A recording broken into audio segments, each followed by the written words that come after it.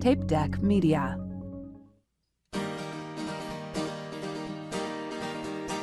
My friend Dan, he's got a podcast, 'cause all comics need a podcast, and nobody had a podcast called The Art of Bombing. So Dan went out and bought a tape deck. Who knows why he bought a tape deck? Podcasts don't get played on tape decks, but Dan is from the 80s. So hey there, all you funny jerks, come talk to Dan about your work. Tell him all about your worst times. It's The Art of Bombing.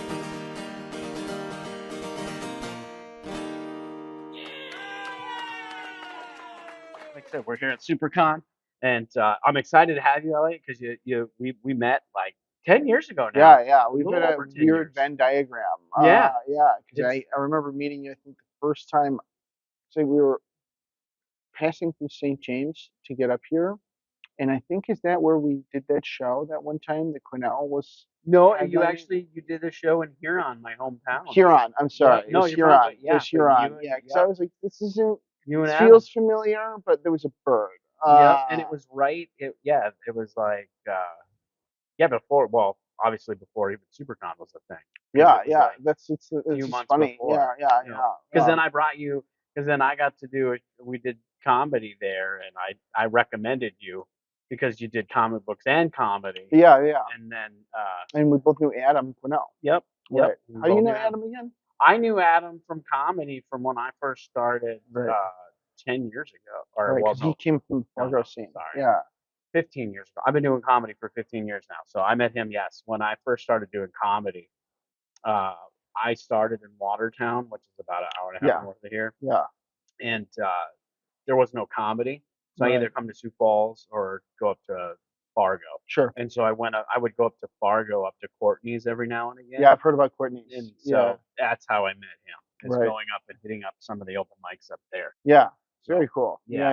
And I remember we just did a couple one-nighters. Yep. And then, we started really seeing each other more when SiouxperCon came around, Yep. and you were like involved in some of that stuff. Still are, I suppose. So, yeah. 10 years later, still involved. Yeah, I know. I don't remember. I don't think you were there part of the first year, but you were. No, the first year I was not couple there, but I've second been or here third since years, I've been here since the second. That's year, what I think. thought. Yep. Yeah.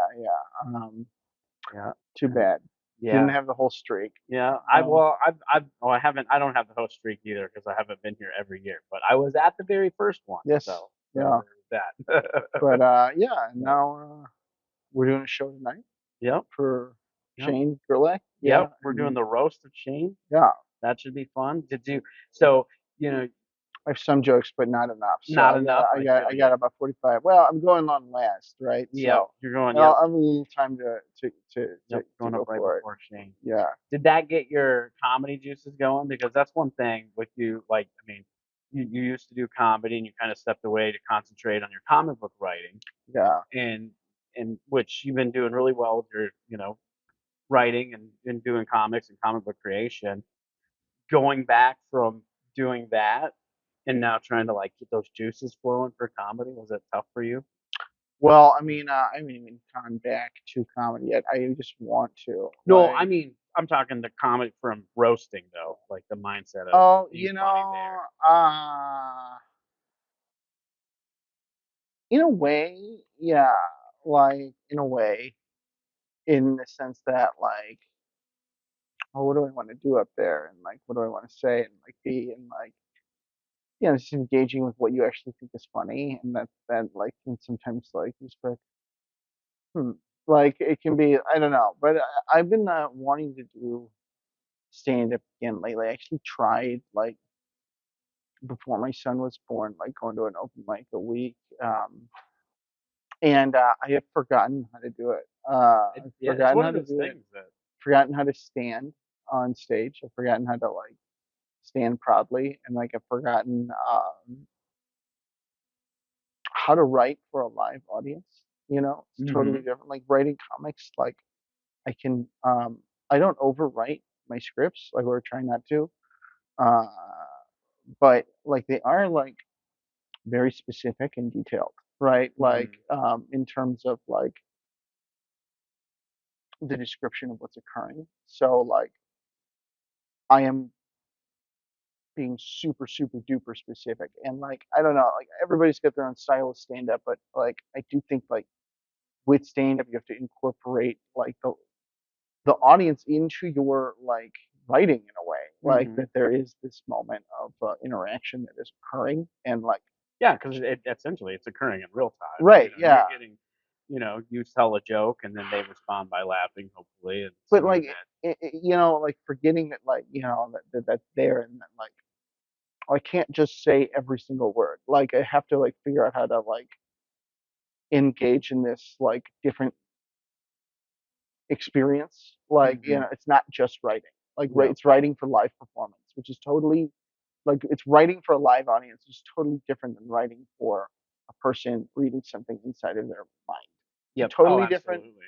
And even if you yeah, write humorously, like if you write a joke on paper, even like the setup and what would be a punch, right. it has to be written different than if you were delivering Right. a Because you joke. do more, do more and do less at the same time. Yep, Yeah. absolutely. Now, of course, this podcast is about bombing. You used to do comedy, so I'm sure I know you have some bombing stories. Yeah, I have one in particular I'd like to share. So it's like Dan mentioned, I did comedy for a really long time in college and uh, up to about like I was like 25, 27. Where did you start? Started in Chicago, Okay, and I that's what I started during thought. like a really magical time where like everybody was huge now. It was like Mhm. just starting out, and like I was like this kid and like total awe of it, And I was a cast member in a place called the Lincoln Lodge for 4 years, and you know, I loved it. I loved it. I think I got addicted to the wrong things. I think I got addicted to the social aspect of it, and then also like I think I don't think I knew what I was doing up there. Like I think I had a lot of like natural talent, but I think it came down to like I wanted to do something because like I felt this like need to do something, and I loved comedy because I was able to do it, and I loved comedy as well. But like I didn't have anything to say. I Yeah. didn't have a real point of view. Like not that everybody needs to be like, Do you think that was partly because you were so young when yes, you it's a started? hundred Okay, percent. It's because a it was. hundred percent. It's 100% Yep. why. But like you know, you justify it in yourself being like, well, Eddie Murphy was so young, she post like it's like, oh, but those guys are like savants in their own way, like not everybody is like gonna be like, oh, like or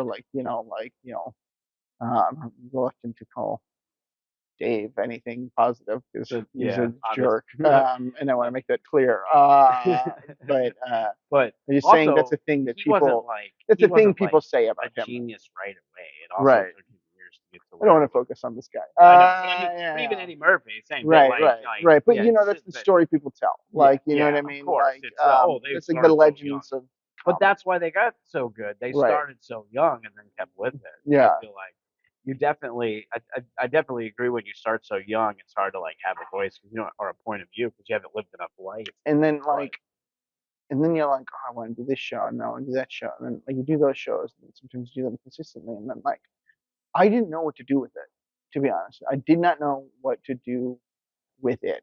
Like I didn't know how to monetize it, and I didn't know how to chase it as like a career. Like I knew some things about it, but like didn't know I didn't know the things I've learned chasing colleagues and like chasing freelance clients as like a writer. yeah, Like and like I just didn't know what I wanted out of it too. But like all of these feelings didn't really come to a head until later in life, like around 27, 28, because like comedy was like an identity, hmm and like I could at least say I was doing this. It sounded like I was doing something.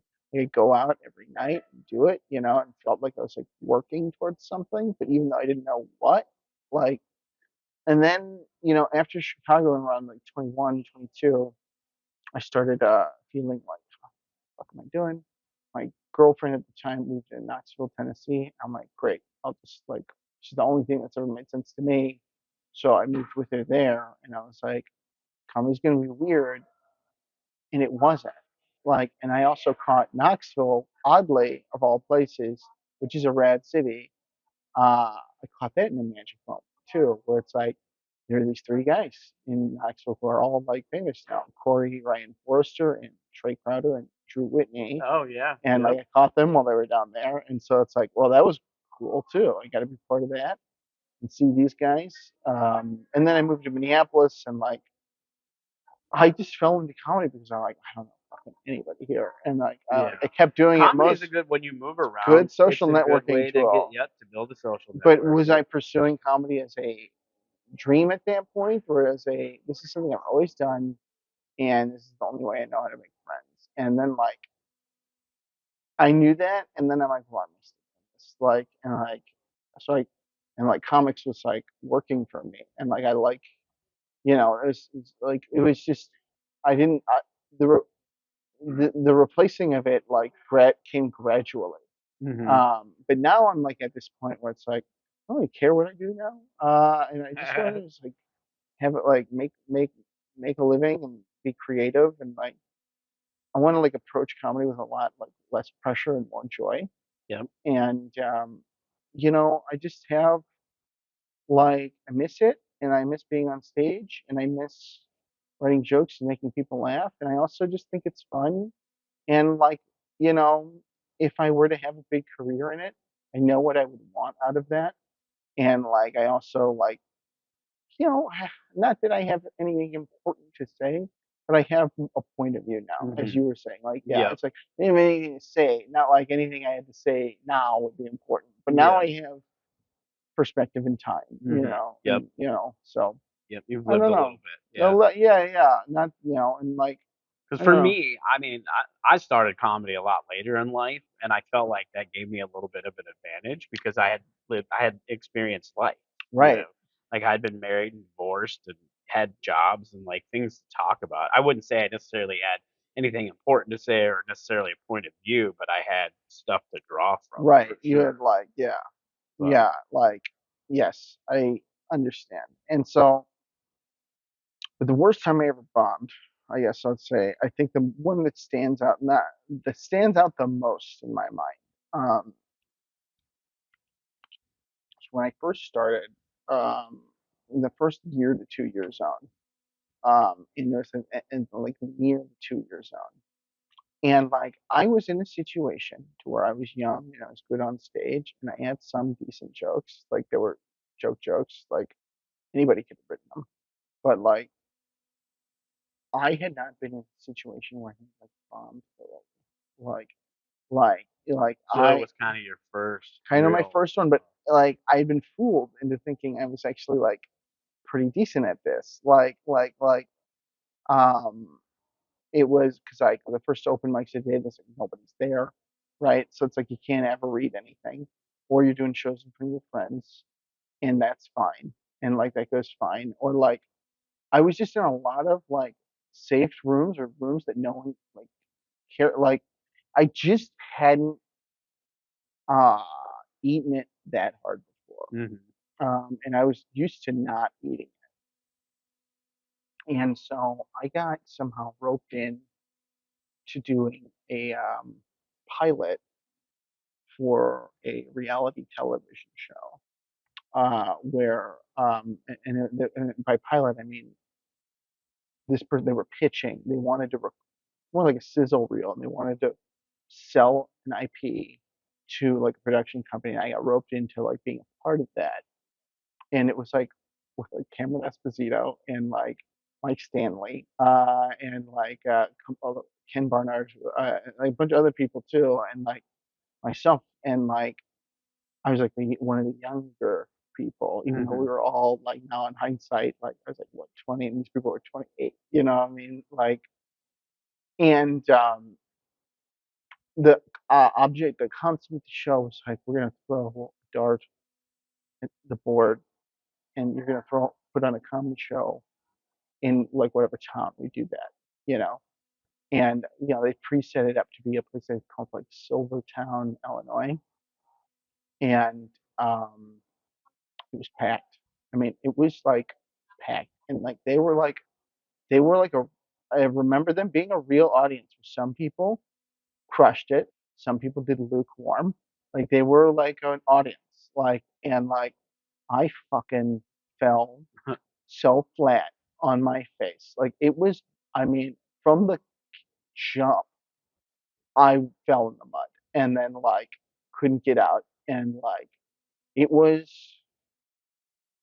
it was like one of those moments where it like was like whoa like and it like I was like this is awful and like the stakes felt very high too. I was gonna say that, and that's the thing that makes it even worse is Yeah, when you feel like the stakes are so much higher. Because even though they hadn't sold it or whatever, it but still felt but high I'm like because it was 21 yeah. too and like I'm like well it's just so cool like Yep. and like and it's like a road gig too, and like, yeah, man, and like I lost the competition, like it was awful, truly hideous. I'm surprised I didn't quit right then, We've because definitely had shows like that. I was like really affected by it, like and I would like I wish it was like a better story than that, other than like yeah, I eventually quit like 9 years later, but like um. But I mean, it shows. I mean, it shows. Even though you bombed harder than you had before, it wasn't enough to deter you to Like there was continue bombings, but this was like a thorough. Like it was always like a thing in the back of your brain where it's late. Is it drunks? There's no one here. Like blah blah blah. Like or like I've done not well before that, but Yep, I'm talking about like straight up nothing straight was up working. no. And like you are everything about you is rejected, sir. Oh, And like yeah, that's always the worst. and it was in front of a hot packed crowd, probably the biggest crowd I had ever played to at that point in my life. Like at least like it was the size of like a mid-sized bar, like music hall, like like a saloon style Hmm. bar, easily 125 people there because we went door knocking to go raise Find it. Yeah, awareness for we're. this show, and they all showed up. Oh wow. And like and we like they got a good show from everyone but me. Yeah, You yeah. were the weakest link. Yeah, yeah, yeah. Do you And remember where you guys ended up doing it? it was I can only remember the name of the Yeah. town, Silvertown, Illinois. Oh, okay. And I don't remember anything No, other I'm than just that. curious. Like, if that is that like on the outskirts of Chicago, or is it a I little bit of a also little? don't know. Okay, I'm just curious. I want to say it's 100% on the outskirts of Chicago, but I don't know where. No, no worries. So Yeah, I'm gonna, this but isn't it this felt isn't a podcast no, but it about was like an geography. I hour was and a just half curious. away. Oh, Hour okay. and a half Oh, away. okay, yeah. So Yeah, it's more than maybe on the 2 hours, outskirts of maybe Chicago. 2 hours away. But Okay, I forget but which direction. yeah, Right. So like, yeah, yeah. There's but that one. There are other ones, but that one but is the what? one that. So on that, what do you when you think back on it, do you kind of have any gauge at what might have went wrong for your What might set have went or? wrong is I was a 21-year-old kid who didn't belong there.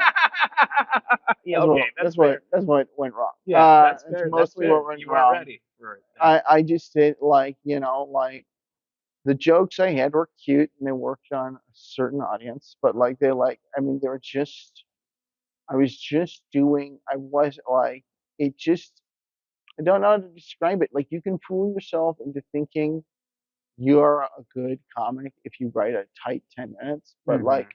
thing is like I think anybody can do that. Like anybody can have like 10 or 15 minutes of If they solid. sit down And and they really put in work the at work, everybody, yeah. yeah, but that's not but that doesn't mean anything.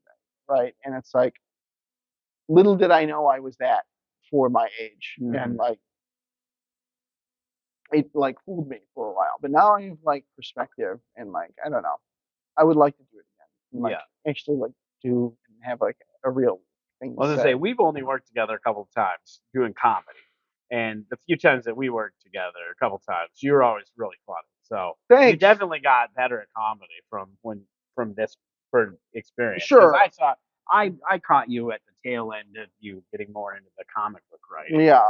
And it's but not that I'm not funny. It's just like it's the difference between being funny and passable and like being like mhm. like writing the crap. I don't know. Maybe I'm just overthinking it. Yeah, no, but again, I mean, and I think you're talking about maybe wanting to get back into it now. And again, like you said, you have a different perspective, and now you have other things to draw from because now you have kids.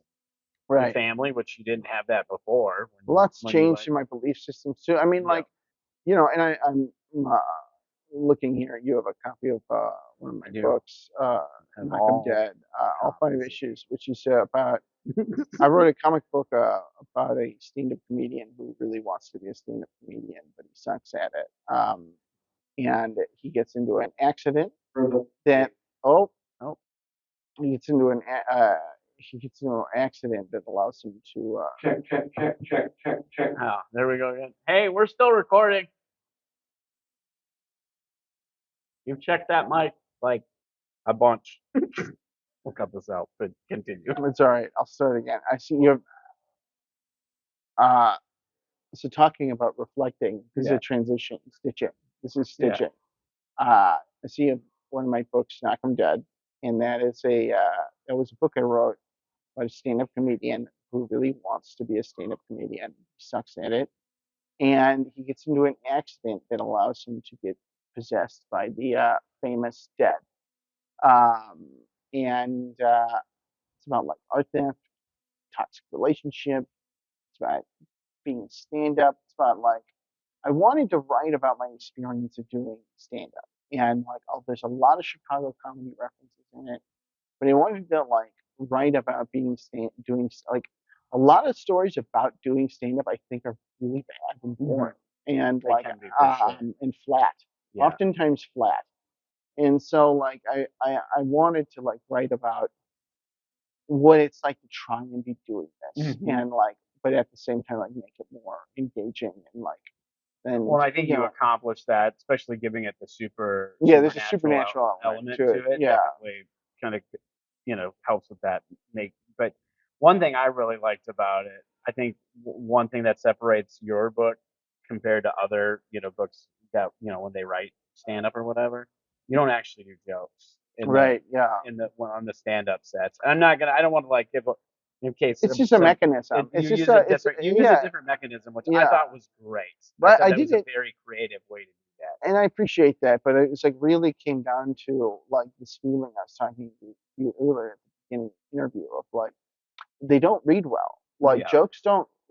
jokes don't read well because it's again meant to be performed, not read, Yep. right? Yep. And Nope, like exactly. and so it's like if I write a joke down, it will not be funny. Like Yep. and because that's how it works. Like and then also on top of that, I got really anxious. Something about the idea of like you can be funny in a book, right? Mm-hmm. But something about like this is a stand-up comedian writing jokes. And so I'm telling you, like, these are the jokes, and therefore I think these are funny.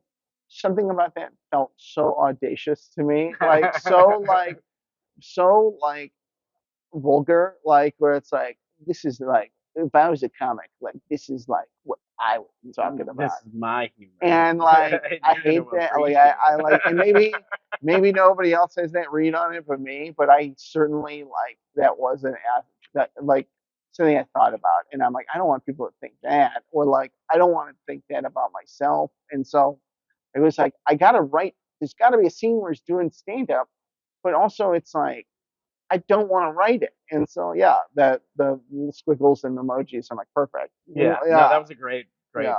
mechanism. And like I said, and it was something different too. Like that was the other thing. It was Allowed you like, to actually be funny too, because you can use visuals. yeah, Like, and yeah. and some of the visuals are pretty funny. And you can tell what there was obviously with the visual aspect of it, you can tell what the joke, what the punchline essentially would have been Right. based on some of the emojis. Some of Right. them were pretty obvious, which I think was great. What so obviously it kind of seems like part of the inspiration about it was because it kind of So I kind was of just trying to draw. I was trying to draw from from your own experience. my like I was trying. I was a creator on book, and like it really came from a cynical ploy of like I needed a new story, and I needed to keep working, and I was like I pitched some stories, from personal experience before, so I'm like it seems to be a thing that works. So I came up with this by drawing. Like, stand-up is a big part of my life, big chapter in my life. Absolutely. And so it's like, I've had, like, this is a chance to, like, kind of actually, like, take a look at it, you know, and, like, now, like, removed from this. Yeah, like, I just want to do stuff, and, you know, whatever. Yeah, I love it. And we'll get wrapped up here because we gotta go. We're running out of time. But I would say if you're listening to this podcast and you enjoyed this interview, even if you didn't, go read this book. Go find Knock 'em Dead. It's a really good book. If you're a fan of stand up, obviously, if you're listening to this podcast, you are. I tell people about this all the time in stand up. Like I've gotten several friends who don't even read comic books really to read your comic. That's awesome. Thank you so much. In fact, Adam, who was with me at my booth, he illustrated my comic strip. I did a comic strip based on one of my jokes. But again, it isn't just like the joke laid out. I turned it into a thing. Yeah. Where so it's more of like it's its own thing. It's a comic strip. Yeah, it's a the thing. whole joke is its own thing. That's fun. And he illustrated it for me. But we were talking about. I was telling him I'm getting ready to come record this with you, and I was like, oh yeah, this is this book that I was telling you about earlier that he did about the stand-up with the supernatural elements. He was like, oh man, I'm gonna have to check this out. So he may come buy it from you or whatever. Please, yeah. Limited copies. So I'll let him know. But yeah, so I'm always pitching this because it was really good. But yeah, we'll wrap up. Where can people find you? Instagram's the best place. Instagram is Eliot Rahal, you know, and I got a new book out. Check out Don't Forget Your Briefcase from Addictive Studios. Just did a 8-page Marvel story. Other fun stuff. So yeah. Fantastic. Thanks for doing this. Yeah, thanks, Dan. We're done. Cool, man. Thanks. This has been a Tape Deck Media production. Thank you for listening.